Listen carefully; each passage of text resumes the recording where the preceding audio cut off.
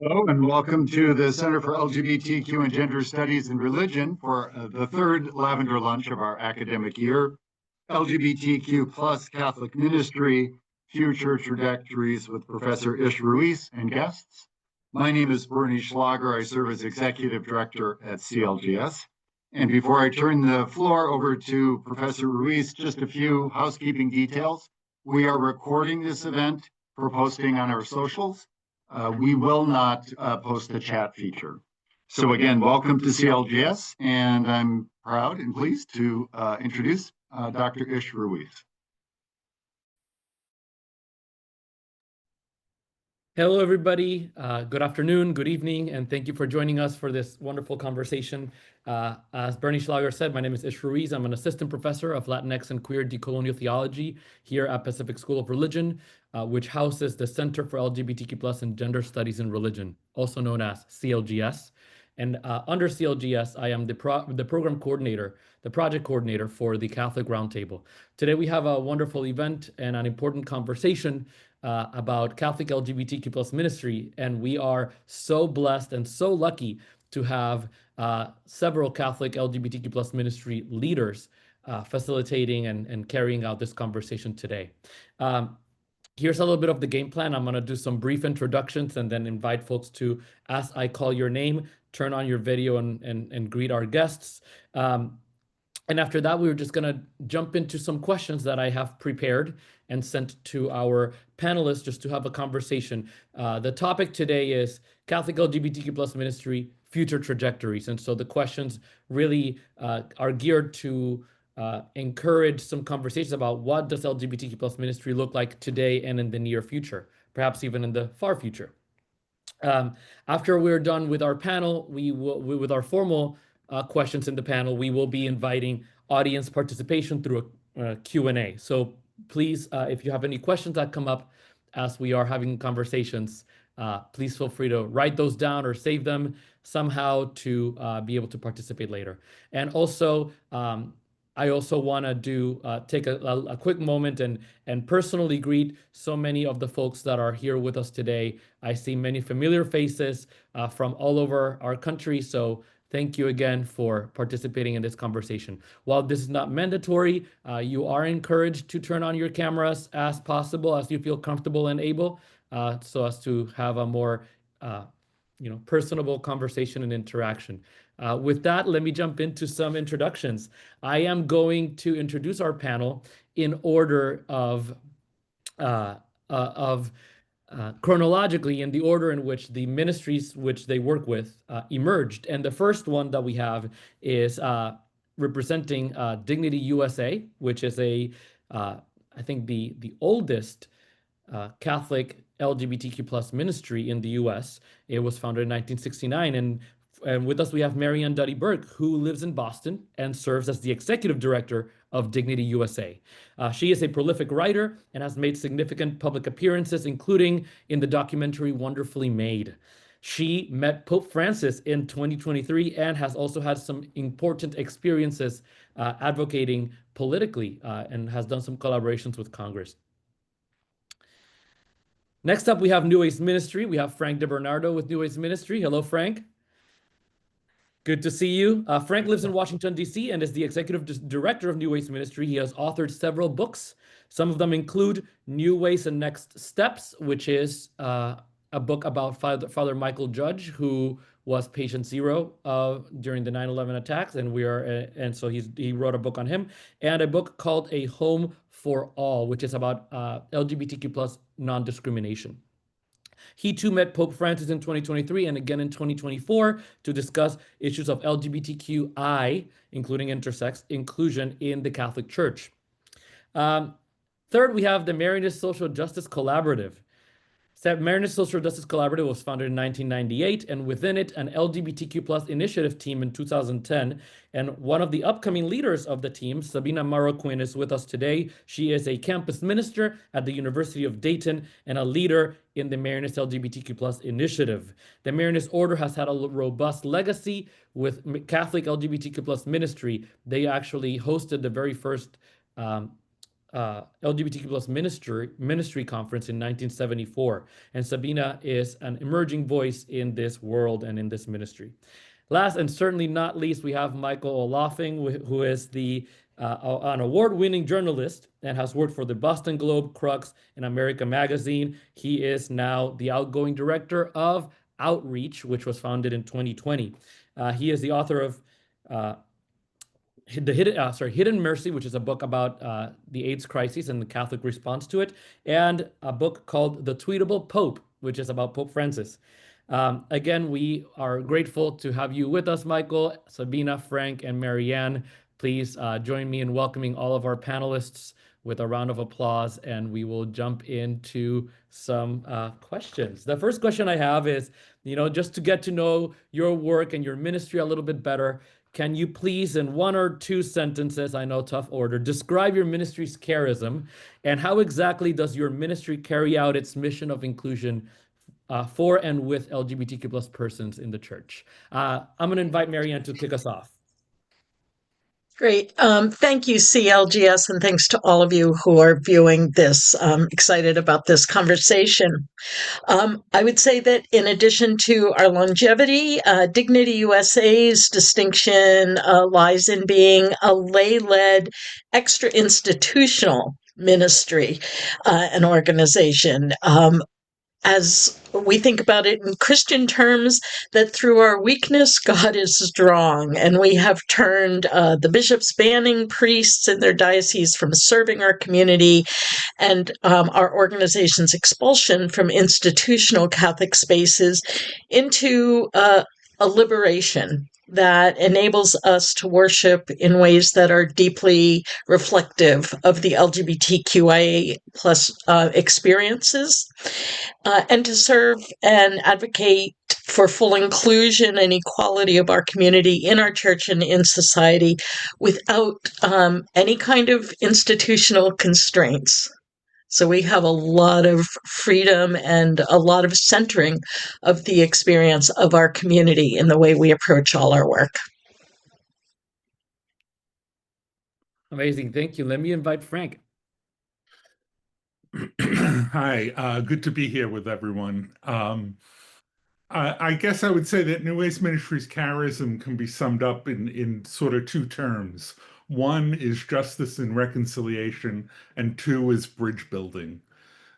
We advocate for justice in a way that is not meant to overpower institutions, but to reconcile with them, to build bridges where dialogue for change can happen. Our main way of doing this is through education, providing workshops and resources to church leaders, and we try to empower people at the grassroots level and what we call the middle managers level of the church, the pastors, school principals, university administrators, theologians, heads of religious orders, all to enact policies, programs, projects that are going to enhance justice. The main way we do this is through our daily blog on Catholic LGBTQ issues around the world and through workshops, publications, and seminars.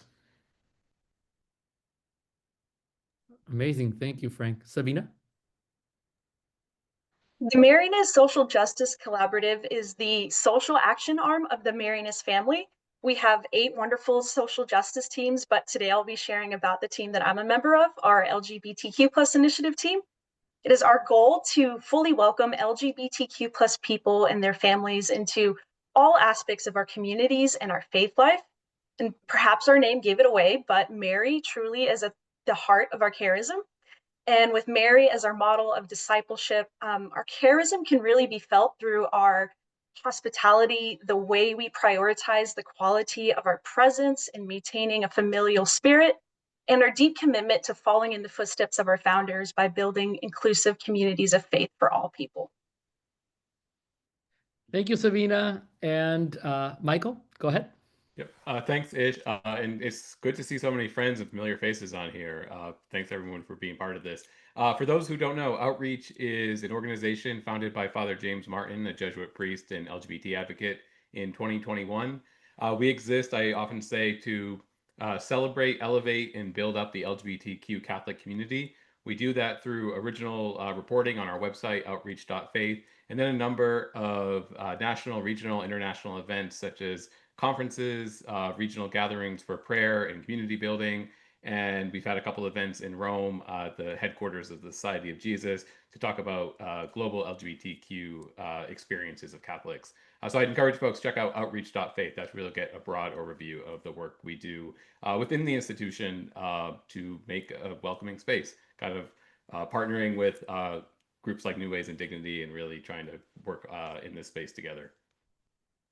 Amazing. Thank you, Michael. And thank you all for being here again. I have had personal experience working with each one of your ministries, and it's honestly a joy to see this incredible work happening. So thank you for being here and having this conversation about the future of Catholic LGBTQ plus ministry.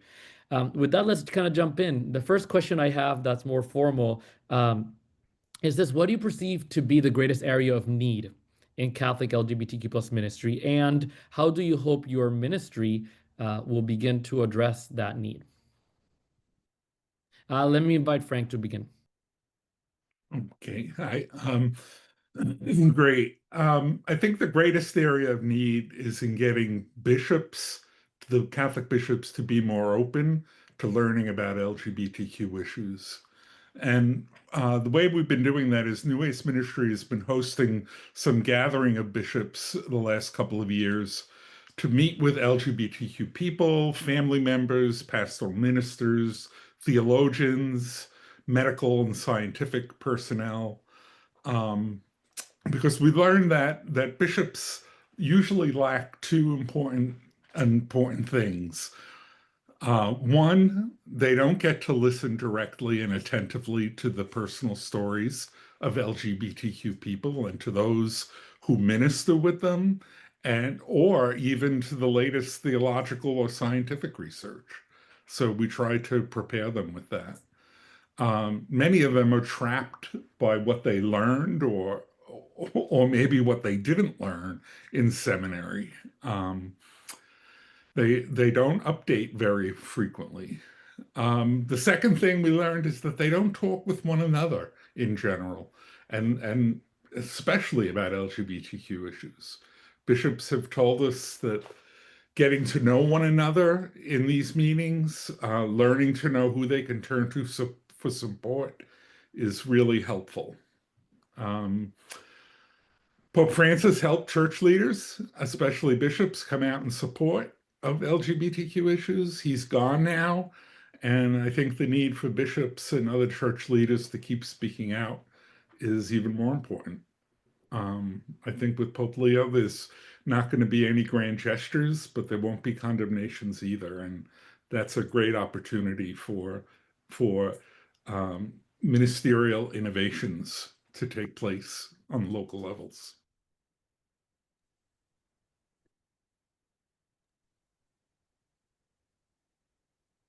I think as LGBTQ plus Catholics in the United States, we've reached a point where we have access to really high quality resources that help us navigate the big pivotal questions a parent or an LGBTQ plus person might ask themselves when they realize that there's some diversity in how they relate to gender or sexuality in light of their faith. And I'm so grateful for that. We only have to look at our other panelists to see the many gifts of organizations like Dignity and New Ways Ministry and Outreach that they've contributed to our church. So we have these resources that help us make sense of the whats and the whys of our faith and the teachings of the church. What I think we need more of now are things that make us, that will help us make sense of the hows of our faith. How do I go about my daily walk of discipleship as a queer Catholic? What do I do with this message that God has made me perfect, yet I don't feel at home in my body? How do I respond when I find myself attracted to the cool new woman I just met? It's in this sort of everydayness where maybe a resource isn't the best thing to accompany us, but instead maybe a relationship or community might be more helpful in accompaniment. So one way I see our initiative team addressing this is by building really deep and meaningful relationships across generations, time zones, states of life, you name it. And for me, getting to know our team has provided me with the capacity to imagine a world and a church where I, as an LGBTQ plus Catholic, can have a thriving and a faith-filled life. I can look to the examples of our vowed religious and find hope in the ways that they are reaching out and supporting our team. I see the parents on our team showing up for their children and learning up and advocating in solidarity. And I see our single members living these joyful lives where they're not seen as less than for not having a traditional family structure. This gift for community building and operating in what the Marianists call a discipleship of equals is one way I see our initiative team addressing the need for everyday accompaniment. Amen. Thank you. Michael? One of the things that we see a great need for at Outreach is allowing LGBTQ Catholics to see themselves having a home in the Catholic Church, wherever they are on their faith journey, on their journey of understanding who they are. So one way we do that is highlighting the lived experiences of LGBT people who are already part of the church. So we feature stories, reflections, personal essays from people who are making this life work despite some of the challenges that might come from, do I have a place in this church because I'm part of this community? Part of that is online, part of it's in person. We strive at our in-person events to create the kind of spaces where people can feel fully themselves and fully participating in the life of the church. We just had an event in Chicago a couple weeks ago with 125 people gathered in a Catholic parish on a Friday night for a prayer service followed by a community building hour. And it was an opportunity for people simply to be who they are, be around other people who understand parts of their experiences. And we do that around the country at these events, and then on a grander scale at our conferences. The next one will be at Georgetown University next June. So really helping people understand that no matter where they're coming from, they have a place in the church, and that there's many people, many LGBT people who are already living out their faith life in the Catholic Church today.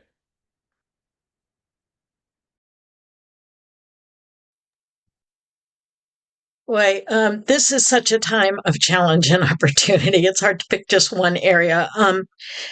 I would say there's so much work to be done that among our priorities right now are creating safe space and advocating for and with our transgender and non-binary community members for their safety, their dignity, access to needed medical care and social supports, and for supporting them as they suffer just being scapegoated and attacked in so many areas.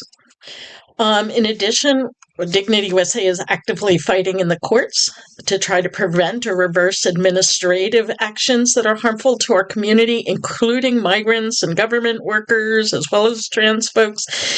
We're currently part of at least 9 active legal cases, including fighting to prevent conversion therapy from being legally seen as a free speech right of licensed mental health practitioners.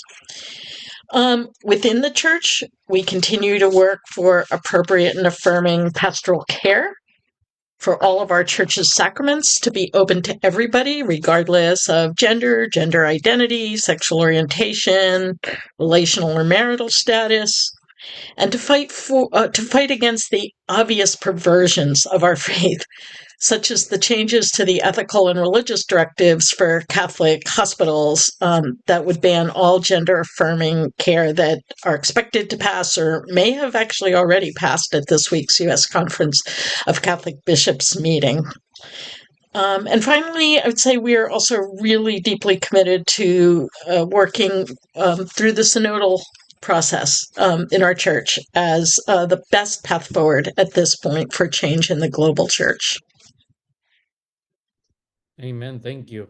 Just reflecting back, I heard from Michael something that made me think about imagination, right? The idea that we have to almost imagine our place in this church as we start building it, right? We almost have to see ourselves here as a part of that. And it runs counter. And then from the other 3, I heard something that kind of anticipates my other 2 questions, which is, there's these 2 legs, right? As Frank said, there's the grassroots work that has to happen in the community level, kind of like what Sabina was saying when she's talking about having that accompaniment. And then, of course, Marianne talk significantly about the systemic changes that are going to enable that. So this already foreshadows my next two questions. The first one's about the grassroots.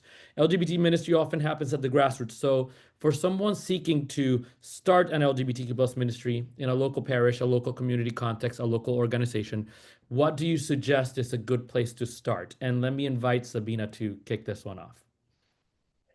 I think the best place to start is with someone else. In my ministerial career, I have not yet had the pleasure of having a perfect event or program. There will inevitably always be something that doesn't quite go according to plan. So when starting something new, I think the odds of that just increase even more. So what helps on a practical and even just like a spiritual, emotional level as well too, is having other people on that journey with you. There was a 2020 survey out of UCLA that estimated that there are about 1.3 million LGBTQ plus Catholics adults in the United States. So I promise we're out here and we're really fun. So when it comes to starting a ministry, you might get the Advent answer of almost, but not quite yet, or something like that. Or, you're so excited for your first event and you have really low attendance. Having a team to process with and pray with afterwards can really help you not feel so alone in those moments. Also, on a practical level, I want to give a quick shout out to Gina Trujillo, who has an excellent book on this exact subject called LGBTQ plus Catholics, A Guide to Inclusive Ministry. And another book that's been very helpful for me in framing my ministry as well too is Bridget Eileen Rivera's Heavy Burden, 7 Ways LGBTQ plus Christians Experience Harm in the Church, as two sort of formative books for myself. Amazing, thank you. Yeah, I think I have two kind of conflicting pieces of advice. First is do the work, do the research to understand what makes some other ministries successful. So if you're able to, and you live in a place where there's an LGBT-friendly parish around, check out some of their programming, see who they're attracting, see what kinds of events they're offering, talk to some other leaders. If you don't live in a place like that, seek out some folks online. It's a very friendly community. People are willing to share resources. They want to see this kind of ministry grow. We actually have a whole track at our conference next year devoted to building LGBT parish ministry because there is a great interest out there. But how do you have that first meeting can be a challenge. So putting the work in, preparing, understanding what you're getting yourself into. The second piece of advice is just do it. You can kind of get bogged down in how do I make this grow? What's the plan? How do we sustain this ministry after we start it? Sometimes it's as simple as find a few people who are interested in doing this kind of work. Schedule a social hour, get to know each other, offer some kind of event around a piece of literature, some reading, something that will bring people in. And then I would say, finally, after you do that, keep it joyful. One of the things that stuck out to me at the programming we do is there's a lot of pain and hurt in this community, and there's a time and a place. It's important not to pretend that doesn't exist, and there's should be opportunities to confront that. Maybe try to provide some healing, but there's also a lot of joy in the LGBTQ Catholic community. And I think having events that can draw people in to share in some of that joy can be a really helpful place to start.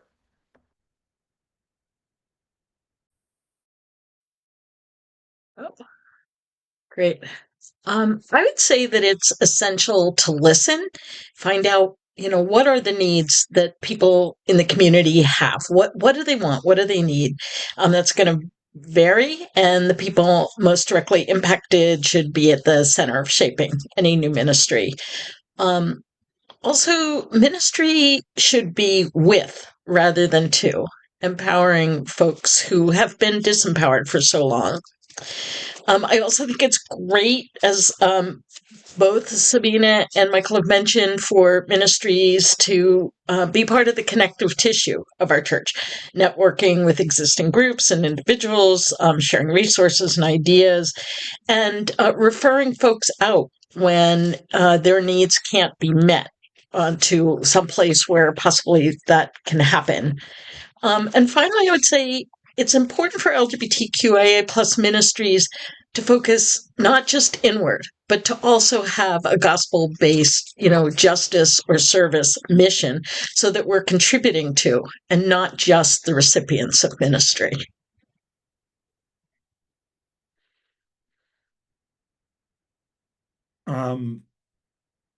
What's the first step to good place to start? I'd say to call us. We we've been New East Ministry has been helping parishes for over 40 years, observing best trends, best practices, and different trends.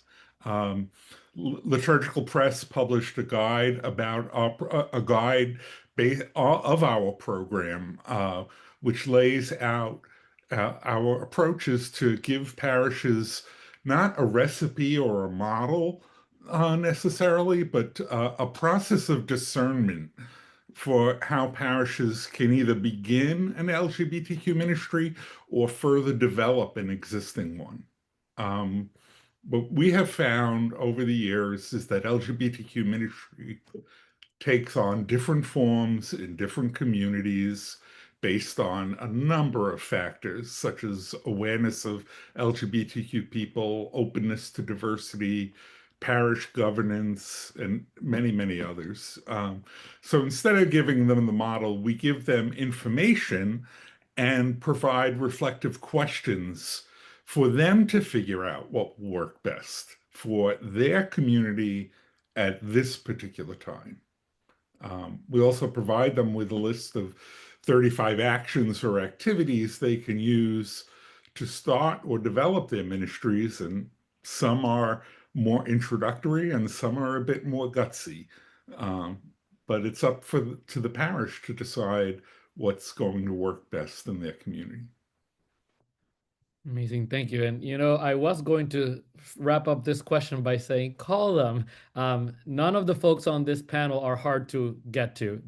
They are incredibly responsive, and they also do not work alone. They have staff. So these organizations are a resource for you to continue to do this work. And so it is not hard to get in touch with any of these organizations.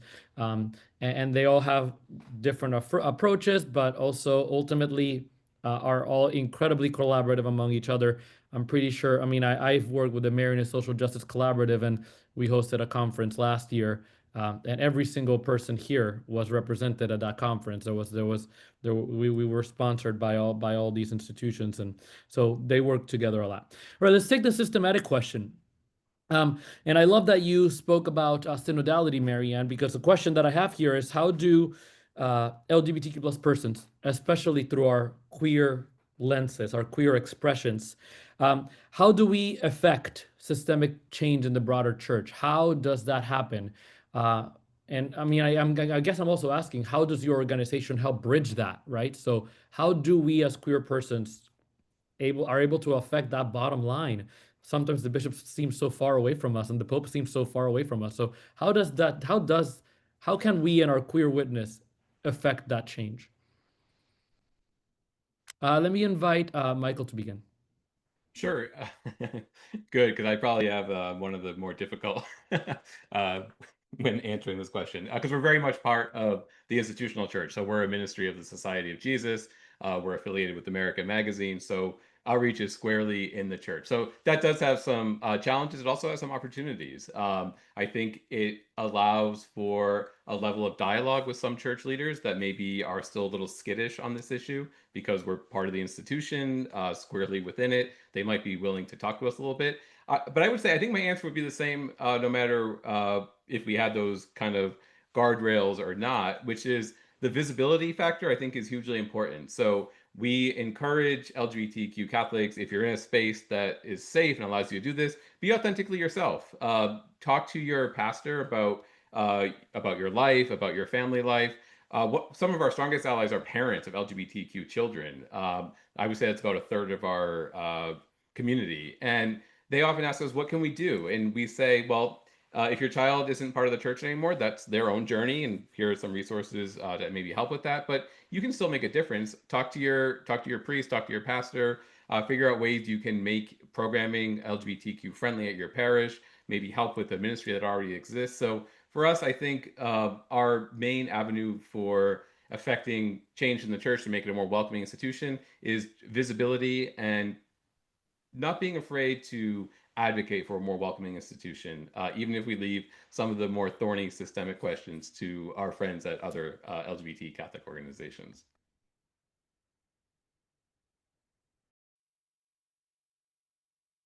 Thanks, Michael. I would say I think about this question on two levels. The first is thinking about how we as a community interact with the institutional church, with parishes, dioceses, religious communities, the USCCB, the Vatican, and so forth. And here, I really think that creating alliances and, as Michael just said, being strategic about who makes various approaches is important. Participating in the synod process right now feels like a really important avenue and a pathway that is open to us at the moment. This is a todos moment in our church in a way that hasn't existed in a very long time. At least at the level of the global church. Not so sure about the leadership of the U.S. church. There's are pockets to be sure, but there's also a lot of bias and inaccessibility. So we need to keep finding every way we can to keep widening the openings and cracks of windows and doors that have been emerging within the institutional church. And secondly, we always have to remember that the church is the people of God. Engage everyone everywhere that you can. Tell your stories, tell other people's stories with their permission. Listen to what other people are experiencing and have experienced in the church, and find the commonalities that help build up that body of Christ. Honoring people's spiritual journeys, whether they're the same as yours or very different. And remember that each of those people offers a face of the divine in the world. I think that transformation of heart is so important for us to keep making progress.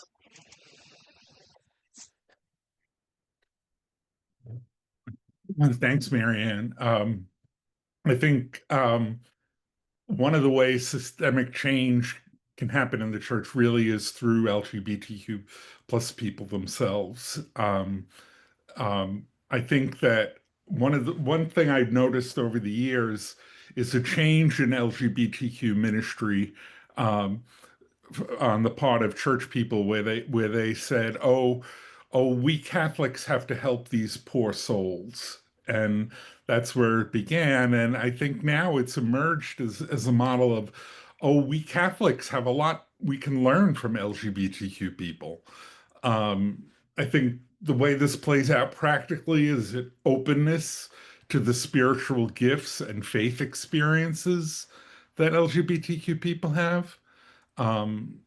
Things like courage, the ability to tell difficult truths, appreciation for diversity of all sorts, learning to rely on consciences when church doctrine conflicts with personal experience, a new openness to the gift of sexuality and the eradication of stifling gender roles.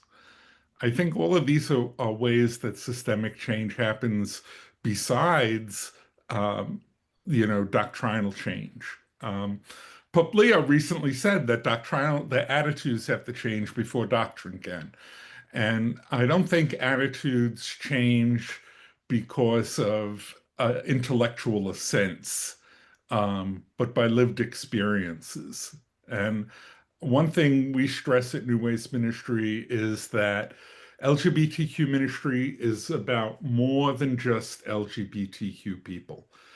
It also includes young people who are searching to find themselves, family members who are learning to accept an LGBTQ member, and especially one group that's often forgotten about are the people that oppose LGBTQ equality out of fear, lack of familiarity, and ignorance.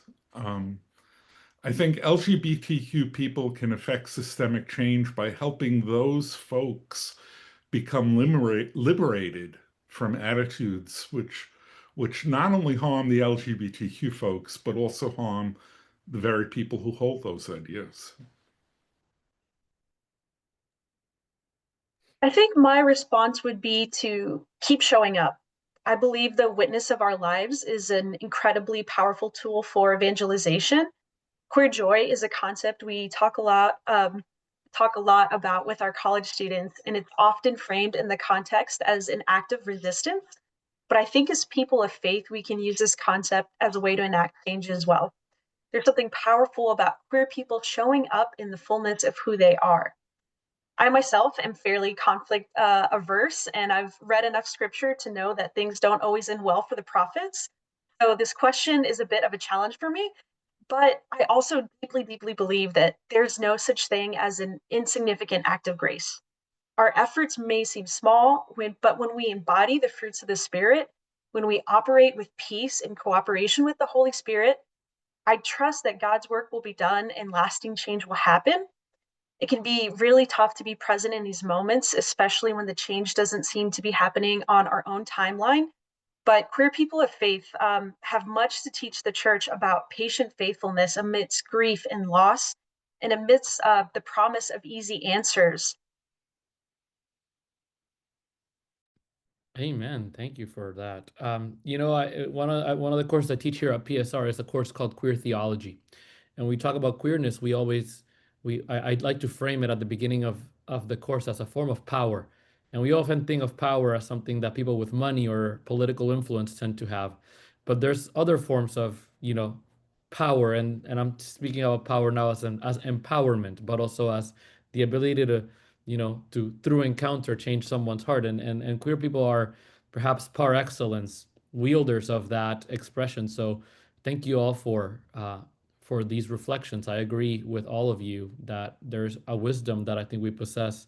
I am one of those queers that if I could be born again and choose to be queer all over again, I would definitely do it because I love my queer life, and I appreciate just the community that, and I don't want to call ourselves wise, but just being queer gives us access to this beautiful grace-filled wisdom that I've come to cherish. So I appreciate. I saw that reflected in all your answers. The last question I have is bringing us to today, considering A, our political climate, B, also our new Pope, who, not that new anymore, but our Pope Leo, who has recently made some statements. And, I thought we were all kind of holding our breaths for a little bit. I certainly was. I was turning purple to see if what he would say about LGBTQ plus persons. And he's made some statements, right? So considering today's context in U.S. Catholic world, what advice do you have for LGBTQ plus Catholics? And this is a broad advice, obviously. So let's begin with Marianne. I would sum it up by saying have hope and find supportive community. We need both at this point. Push back against the narrative that that push back against the narrative that religion and especially Catholicism is anti-queer. So many people of faith are deeply supportive and loving. And if you do experience rejection, shake the dust off your sandals and go find a place where you can be affirmed and valued and cared for and challenged. Like was said before, any of us here, I'm sure, would be happy to help you think through, or friends think through, where those places might be. It is so important these days to be in supportive community. We have to oppose the forces that are trying to isolate and divide us. So find that community. You deserve it. It'll help you deal with all the negativity and strife of this country and our world. And you will together strengthen that sense of hope and possibility that is at the root of our faith.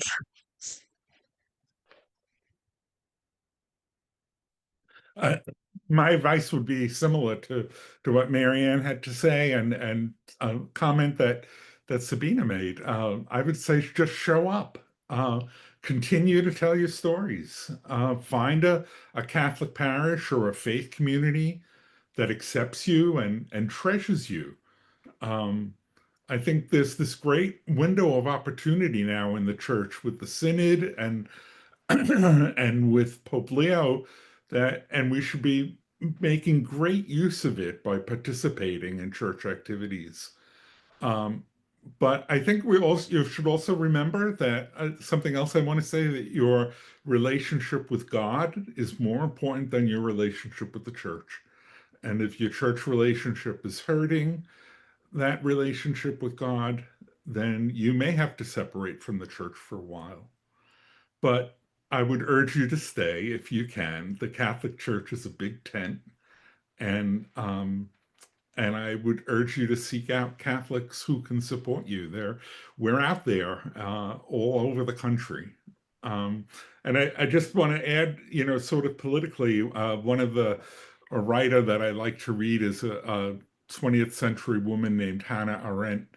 And she wrote a book about totalitarianism, and she said her theory was seemed strange at the time in the 50s, that the reason totalitarian regimes survive is not because of political forces, but because of loneliness and isolation. She said that loneliness and isolation, feeling separate from one another, is what allows authoritarian, totalitarian leaders to emerge. So stay together and show up in community. For our LGBTQ plus Catholics, thank you. I want to affirm that you are deeply loved by God and that our world and our church is a better place with you in it. Your baptism has claimed your place in the family of God, and no one can take that away from you. If you haven't read it yet, the final document of the Synod has some really beautiful language about our baptism, and I found it very encouraging. And like Marianne mentioned as well, we are not simply a population that needs to be ministered to, but a community that has many gifts to offer as well. I'm often tempted to become discouraged when I think about all that is or is not happening in our world, in our government, or in our church. But I spend one day with other queer people of faith, and my spirit is refreshed. I find so much hope and goodness in our community, and that is so worth all the effort and fears I had to overcome, to be honest with myself about my own identity and to share that with others. So keep showing up as yourself and keep believing in your place as in the family of God. I just pretty much echo what Marianne, Frank, and Sabina said. I think the keep showing up is what sticks out to me most.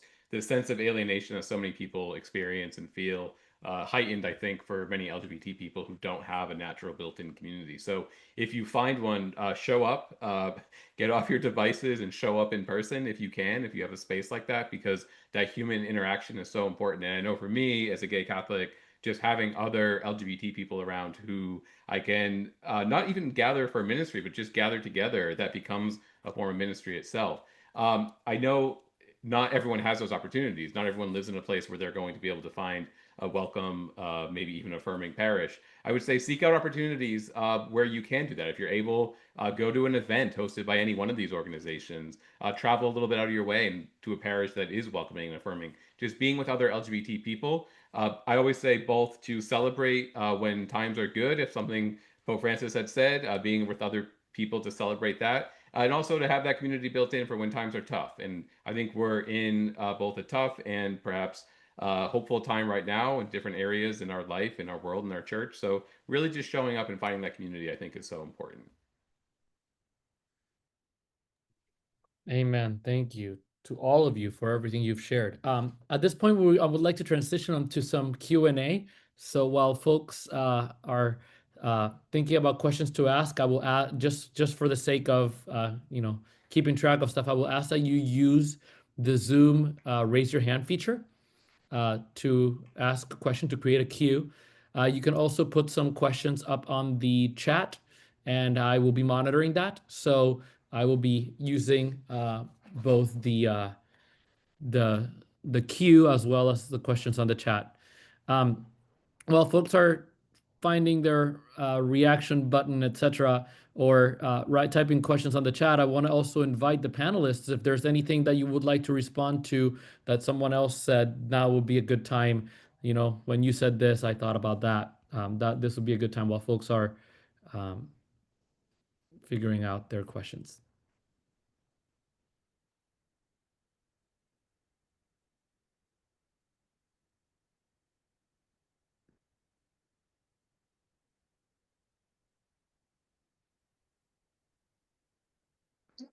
All righty. Let's start with Brother David.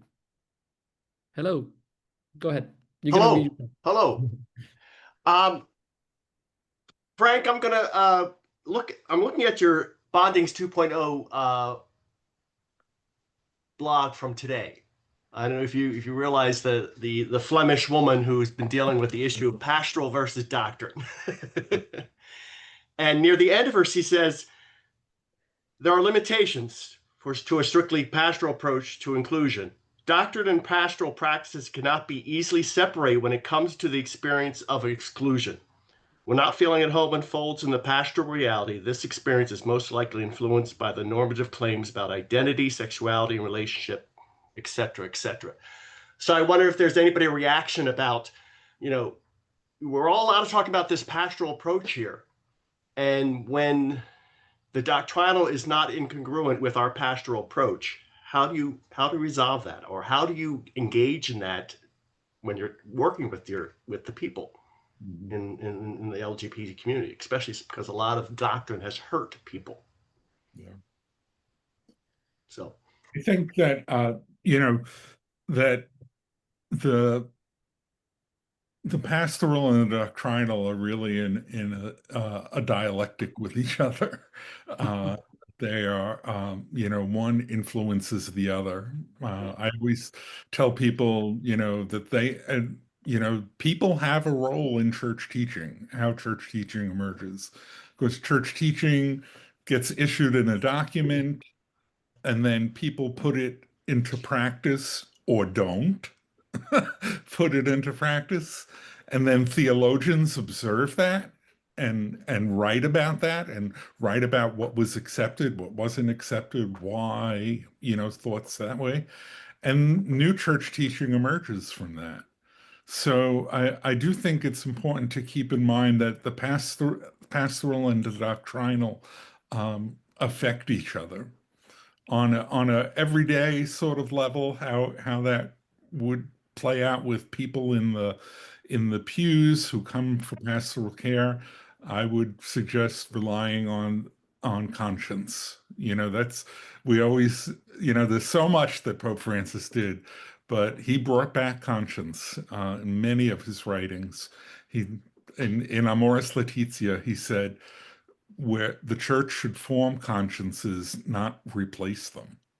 And I think that's really important. Thank you very much. Leo, may I invite you? Yes, my particular question was in concern. It's something that I've noticed in the ministry we do here. The younger generation, they seem to be wanting to go back to older practices, older traditions coming back up, which is fine in itself. But the concern is some of their thoughts, and talking to a few, the thought process of where we stand going forward as queer individuals in the church is regressing to some of them. And so I was curious on how to help them, to want those older traditions to come back as Catholics, which is great, but without also bringing in the, I hate using this particular term, but the conservative views of what it was at that time prior to Vatican II. Yeah, I appreciate that question a lot. We have seen it in a lot of the younger folks who are coming to Dignity, that there are a lot of traditional practices that are very much valued, while they remain very kind of socially liberal, kind of thing, which is great.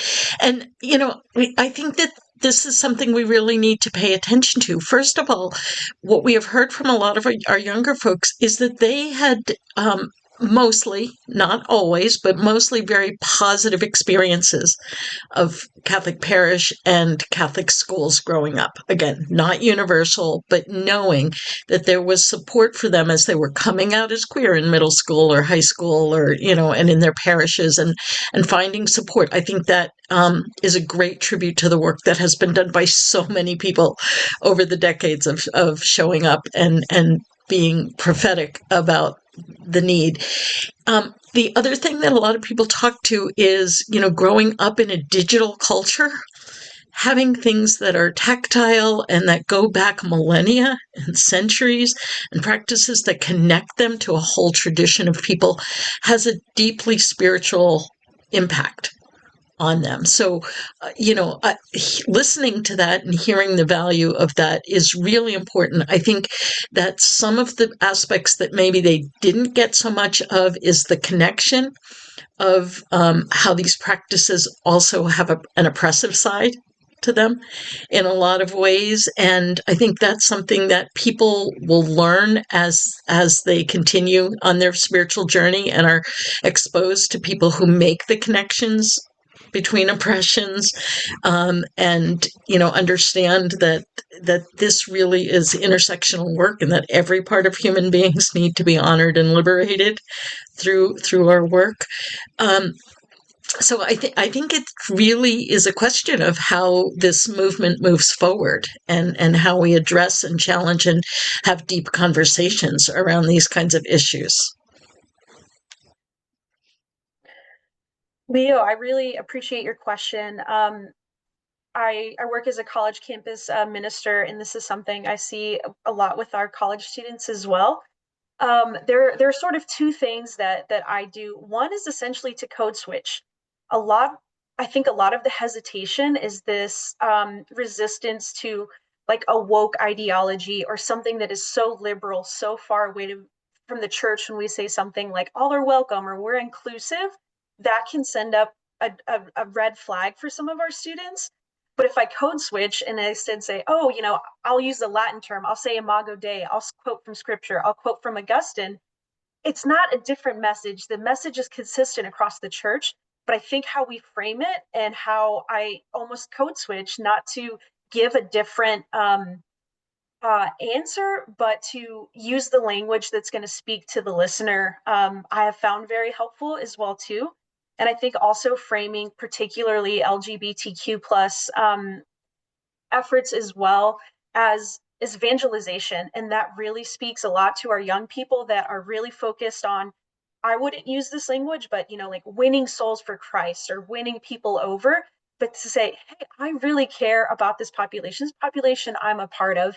And a part of evangelization and sharing the gospel and sharing the love of God and the mercy of God with everyone includes everyone.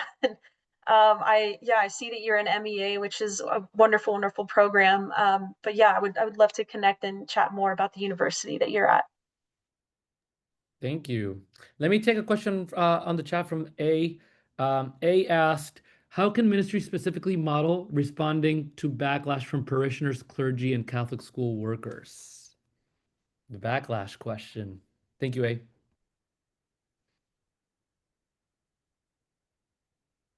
Can you repeat that, please? Ish?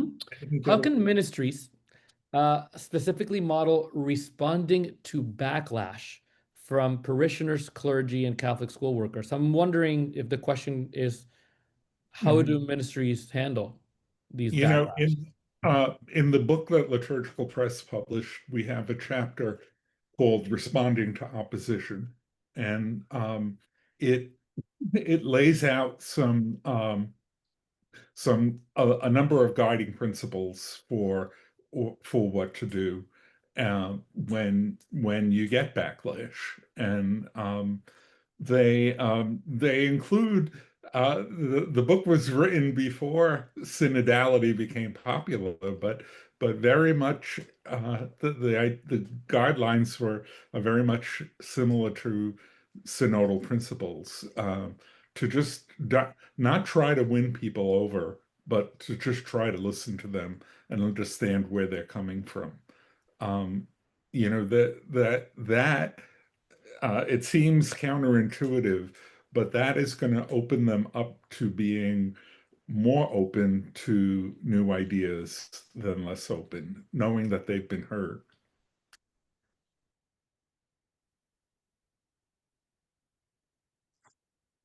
Yeah, I think that it's also important to give people ideas about how they can stand in solidarity with those who are being victimized, which is often what happens. I mean, we've seen everything from, people holding prayerful witnesses at a school or a parish when somebody is fired, to show what they believe the right thing to do is, to folks withdrawing kids from schools where it's clear that LGBTQ staff is not welcome. Approaching the pastor, the principal, a parish administrator, and noting their objections to the action and engaging in dialogue and finding out what was the reason for this decision, and challenging other ways. I mean, showing support and questioning how is this action consistent with the gospel and with our faith is really important in instances like that. Amazing. Thank you. Lisa, may I invite you to ask your question? Thank you, Ish. It's really more of a comment generated from the discussion, and then if anyone wants to add to it, I would welcome that. I was actually thinking back to the starting question that Brother David presented that Frank responded to about pastoral versus doctrinal. I think that one of the things for me that can be helpful, and I have found helpful even with some non-Catholic friends who are harmed by some of the messaging around the doctrinal, is to really explain the different layers of doctrinal, if you will, and to reinforce that point that Frank made, that in many ways doctrine comes from the affirmation of the people of God. And that's a Vatican II point that has long been misunderstood or not even discussed widely. And so I think that can be helpful. And then real quick, the other thing that comes to mind is that on some of this kind of broader education, I think that there are ways that we can find other people and places within our parishes to do some of that education. So it's not always on the quote unquote LGBTQ plus ministry or group or out folks to do that lifting the same way that we would think about on race equity or gender inclusion broadly, right? That it's not just on Black and Latino people or on women to do that work.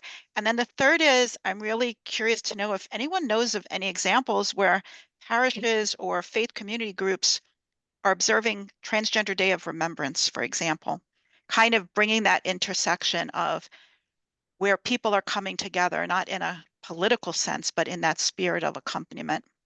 Thanks. And thanks again all for being here and having these conversations. Thank you. I'll open up for any responses from folks.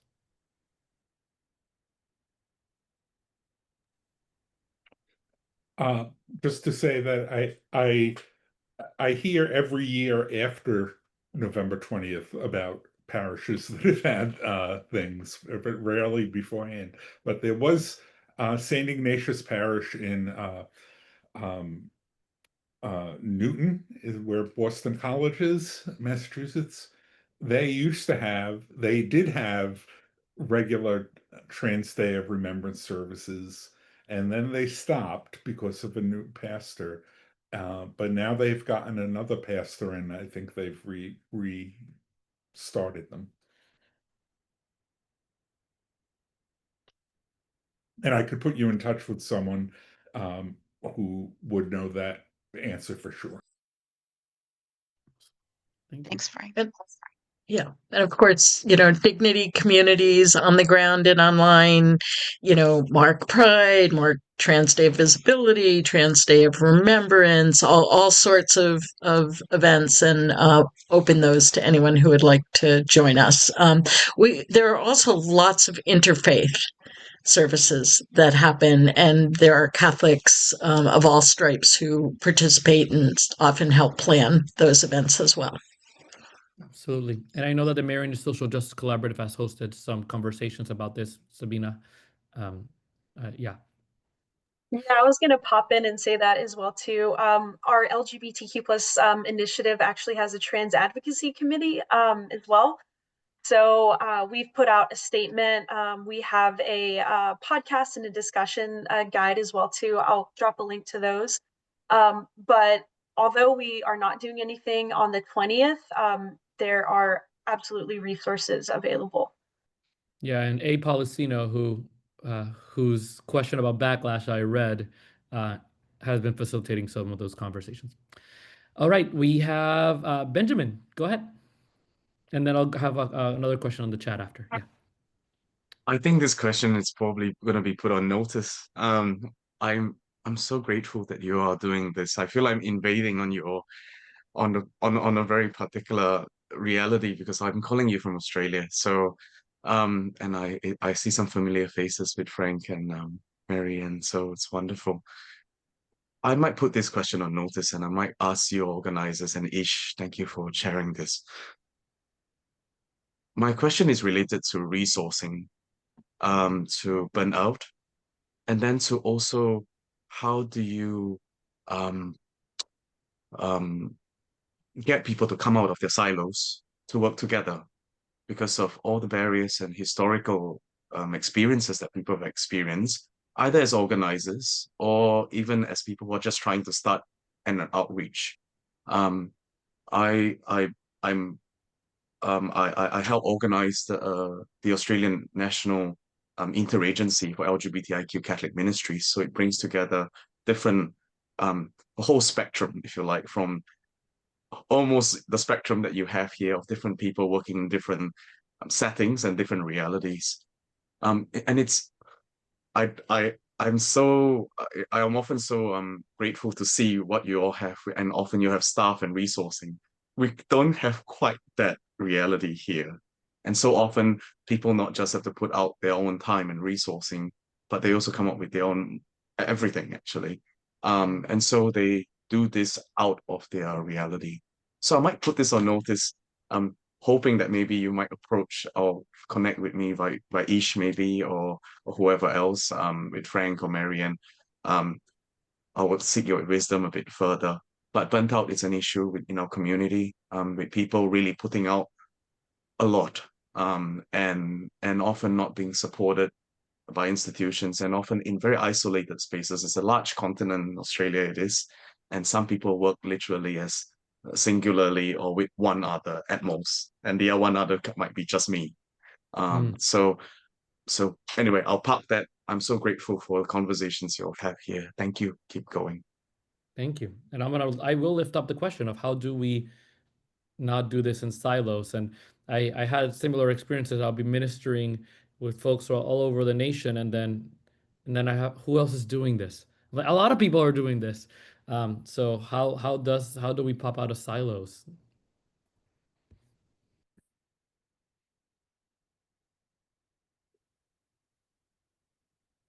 Yeah, Ben, it's so good to see you. It's difficult.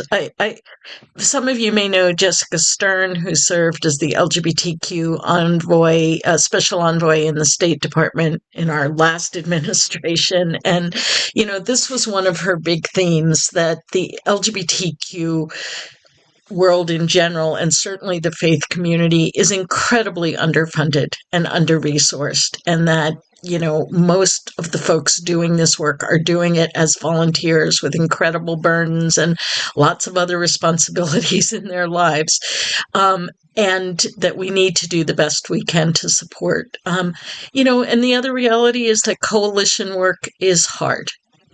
Any individual in any group doing this work has their own realities, their own agenda.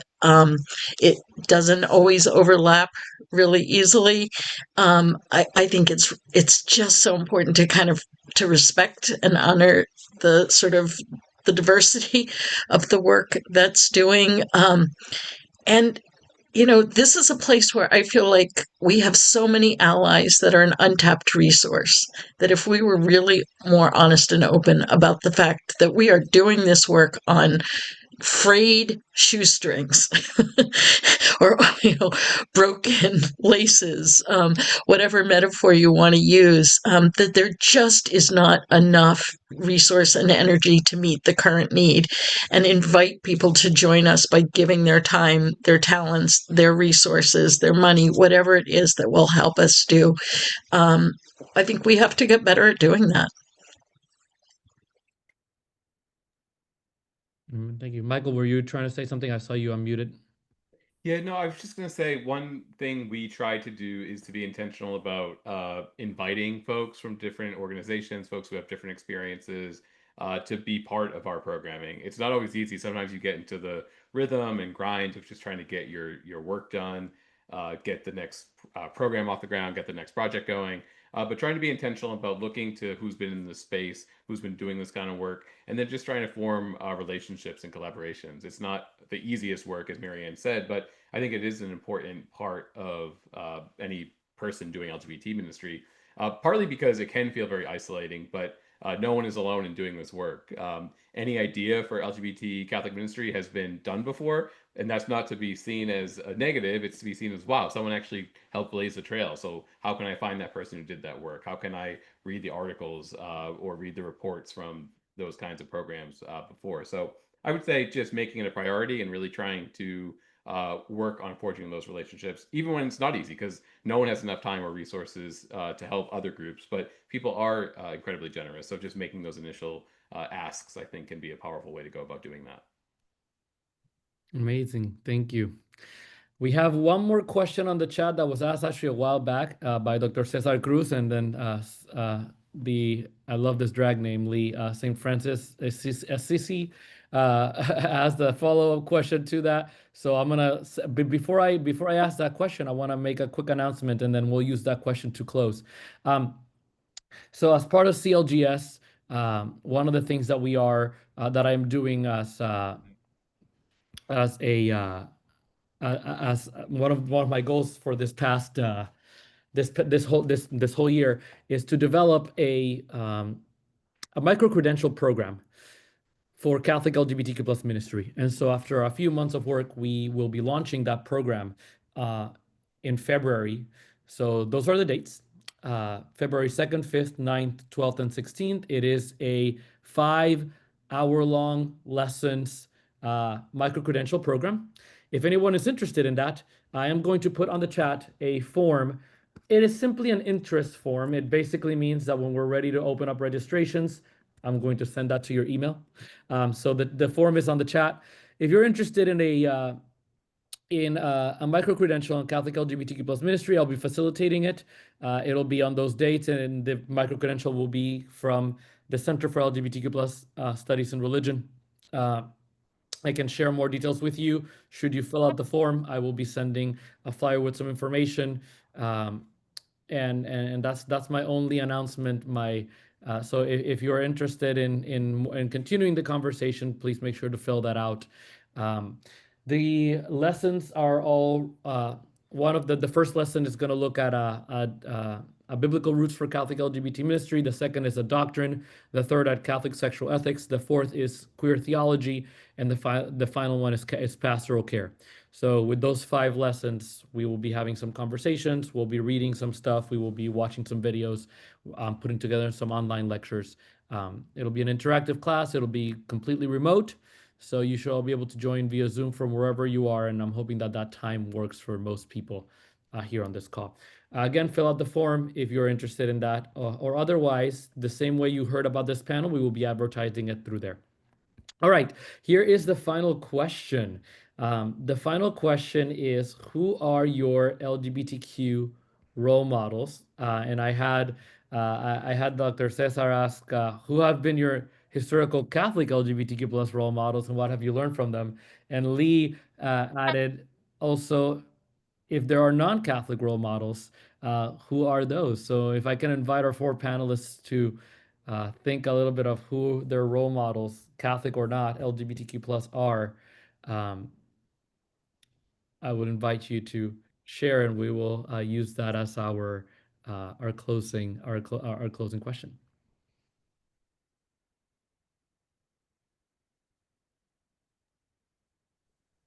I can jump in. Ish, you mentioned at the beginning that I wrote a book called Hidden Mercy, which chronicles the Catholic Church's response to HIV and AIDS in the United States in the 80s and 90s. And through that research for that book, I was able to meet dozens and dozens of LGBTQ Catholic people. And many of their stories are in that book. And it was a couple of lessons. One was the importance of intergenerational friendship. So I really benefited from hearing from people who were in their 60s, 70s, 80s, talking about their own experiences. And too many names to list, but that exchange of information from people who had much more experience and insight and wisdom than I did really helped me feel less isolated. But there was one person I interviewed. Her name was Sister Carol Baltashevitz. She was a Catholic sister nurse who helped pioneer HIV and AIDS care in her part of the world, Belleville, Illinois, a small city in southern Illinois. And it was, she did not identify as part of the LGBT community, but because of her work, was sort of a hero of the local gay population there.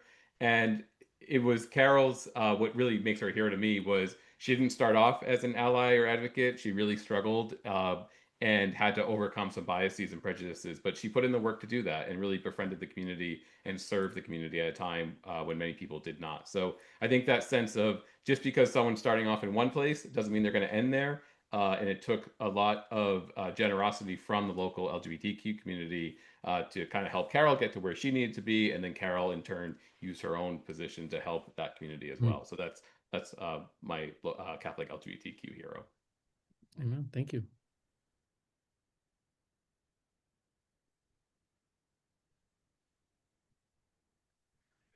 I guess I would have to say that it's been thinking hard and long about this, but I have to give the answer of the first names that came to my mind, and that's the founders of New Ways Ministry, Sister Janine Gramick and Father Robert Nugent.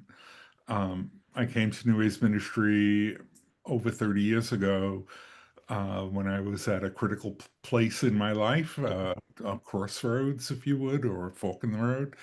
And they really helped me by showing me that that the Catholic Church could live up to its best ideals. And I would say had because Father Nugent has since passed, but they had two different personalities, two different temperaments, two different styles and ways of being, and I learned from both of them. And from Father Nugent, I learned, I've admired his tenacity to be very precise about what Catholic teaching can and can't do, and should and shouldn't do. And from Sister Janine, I learned, that there's whether she's being inquisited by Cardinal Ratzinger or making soup for a parent who's come to her in tears, that there's no difference in the quality or value of that ministry.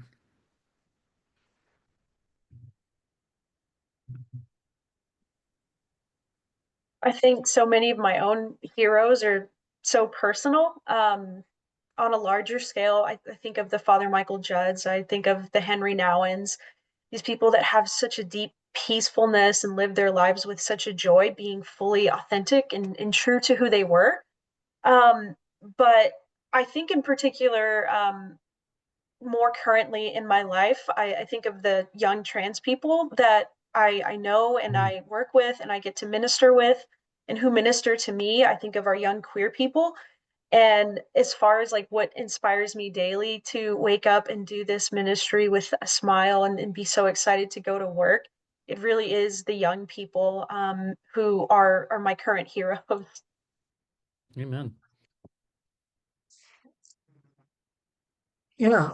Boy, that's such a perfect question to end. I was lucky to find dignity when I was 21 years old, and it was back in 1982, and it was a time when it was still very unsafe for people to be out, as at that point it was mostly lesbian and gay bisexual folks, although there were some trans folks in our communities. And what I saw them do,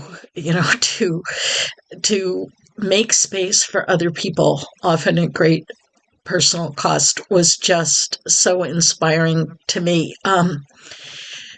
And then this is a story I have only been telling for a little bit, but when I met Pope Francis and was at the end of my time talking with him, behind him appeared 5 dead members and leaders of dignity from the past. Some of these names will be familiar to some of you. It was Jim Bussin and Kevin Caligari and Mary Louise Cerrone, Michael Scally, who is a member of my home community in Boston, who invested in my leadership, and Nikki Valdez. And having them be so present in that very significant moment was just a symbol to me of, all of the people who have worked to make space and to make our church a better place for other folks coming up. So I guess those 5 are probably my most personal heroes, but yeah, it's the folks who are living their truth every single day. Amen. Thank you very much. And on that note, I invite all of you to join me in thanking our panelists, Frank DeBernardo, Sabina Maro-Quinn, Michael Laughing, and Marianne Duddy-Burke. Thank you for sharing your wisdom. Thank you for the work that you do. Thank you for the work of your organizations. Thank you for your personalities and your witness. I wish you many more blessings as you continue this work. And I wish everyone who is here also many more blessings as they continue this work. If there is nothing else from Bernie, okay, I think we're good to go. With that, I will be adjourning our panel and our session. Thank you, everybody. Have a great rest of your day. Until next time. Thanks, Ish. Thanks, Bernie. Thank you.